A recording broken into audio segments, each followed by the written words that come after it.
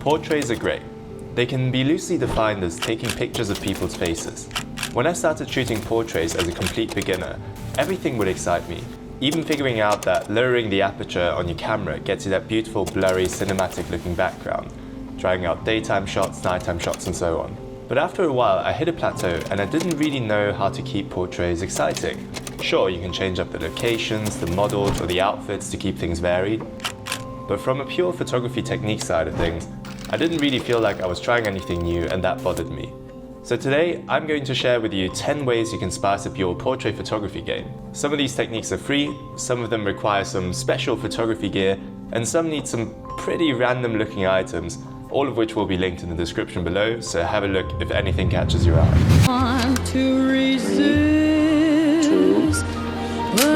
Number 1. Prism. The first thing you should consider getting if you like portraits is a prism.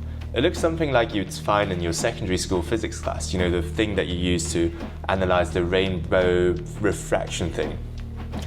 You can hold this piece of glass against your lens, and by moving it around and rotating it, you can see how it catches the surrounding light to create these cool rainbow colored patterns into your shot. Number 2. Phone reflection trick. Here we've got a free way of creating a similar but still different effect to the prism, the famous phone screen reflection trick, name pending. This works with almost any semi-reflective surface. You hold it against your lens like this in order to create these half see-through reflections. Both the prism and this trick work best if you have a lot of lights, or especially neon lights around the location, just like this cafe in London, which is called EL&N. Make sure you keep moving the prism and the phone screen around to find the best angle for your shot. Number 3. Slow shutter speed. I was quite excited when I learnt about this third method because as a beginner it seems like you're almost breaking the rules you were taught in those photography basics tutorials, where they always say to ensure that your shutter speed shouldn't be too slow to avoid getting blurry images from your hands shaking. We can actually use this idea of having a slow shutter speed, which is usually a mistake, and we can use it to our advantage. We can intentionally slow down our shutter speed to create really cool light trails of moving subjects in the background of our shot. What do I mean by that? As you slow down the shutter speed, you reach long exposure territory, where everything that moves leaves a trail behind it. So if our model is able to stay really still for, let's say, half a second, and in the background you got a typical London bus zooming past, the final result could look something like this. Number 4. Circle filter. For number 4, we have our first lens filter of the video. Let me introduce a crazy looking filter. It goes by many names. I've seen it being called Aurora filter, a circle filter, or halo filter. The effect, as you can see, is definitely quite intense and kind of removes a lot of the context of the image by filling a lot of the negative space with these rings that form around any light source. While I'm definitely not using this one all the time because it can be a bit gimmicky if you rinse it, every now and then it's a cool effect. And for example, I used it during this projector photo shoot, which brings me to number 5, projector photography. I saw this trend on Instagram where people use these small portable projectors to do shots like this. Sadly, they were way too expensive, so I wanted to see what the cheapest possible way is to get a similar shot. So I went on Amazon and I bought the cheapest projector I could find. Sadly, I wouldn't be able to do this shot outdoors as a result, but for a home or studio shoot, it'll do the trick. I made a PowerPoint with a bunch of random Chinese characters because people seem to love that aesthetic. And by adding 2 lights that each have a different color, you get this cool split tone effect. I'd opt for contrasting color combinations, but feel free to play around with it. Combine the 2 lights with your projector and you can go to town with different visual combinations of projections and colors. Go crazy. By the way, all the shots you see in this video were edited using my Lightroom presets. If you want to check them out, they're only a $5 and can save you a lot of editing time, so you can focus on getting out there and taking more shots. Number 6, star filter.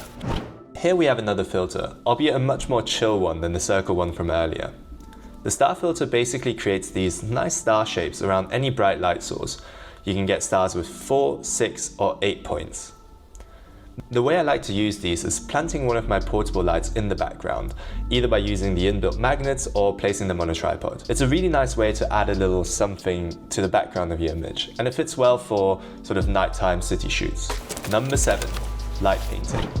If you've been around my channel for a while, you know I love me a bit of light painting, so why not combine it with portraits?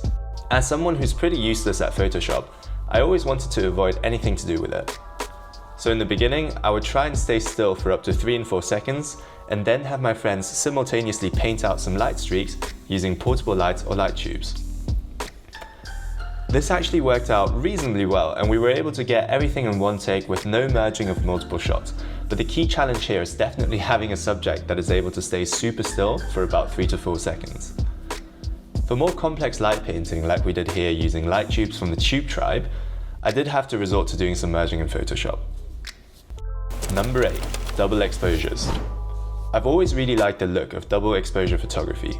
There's something about the infinite number of combinations of shots that really appeals to me. While it's originally done by doing a neat little trick on a film camera to expose the same strip of film 2 times, I learned that this effect can also be kind of replicated in many free editing apps like Snapseed.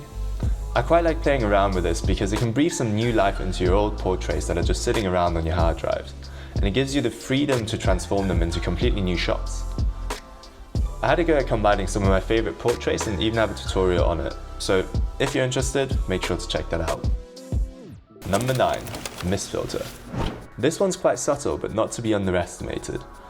In the current age of pixel peeping and who's got the biggest sensor dick measuring contests, everyone's always so obsessed with sharpness and pixel counts, which is kind of ironic because sometimes we actually chase that nostalgic, slightly dreamlike, softer film look.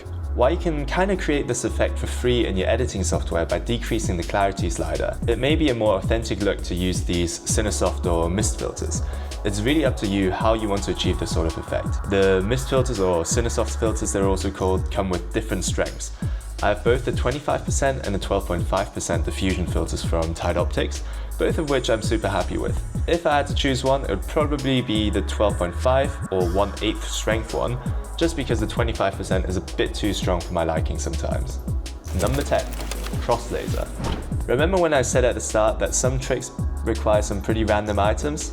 This is what I meant. So when builders need to make sure something is level, they can use these laser level devices which project these sort of crossing lasers. By very carefully projecting this cross onto a model's face with, say, a city lights background, you can get this really cool, futuristic, sort of cyberpunky look. Now, if you do use this device, please make sure to never shine it into the model's eyes due to obvious safety reasons. You don't want this laser to be anywhere near it, so please be very careful if you do get it. Right, that's it. I hope this video was helpful and you got some inspiration for your next portrait shoot. If you liked it, I'd really appreciate a like and subscribe. Thank you for watching as always, and I'll see you in the next video.